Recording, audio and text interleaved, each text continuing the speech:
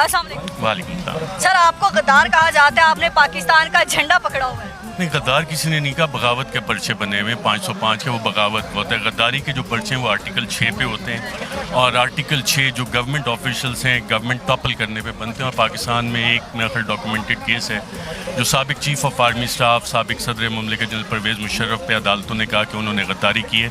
किसी सिविलियन पे आज तक गद्दारी का कोई मुकदमा कायम नहीं हुआ, साबित नहीं हुआ, ना कायम हुआ है। बगावत के मुकदमे ज़रूर हुए हैं। सर, इस पाकिस्तान के झंडे को पकड़ने का आज मकसद क्या? आज़ादी की जंग है।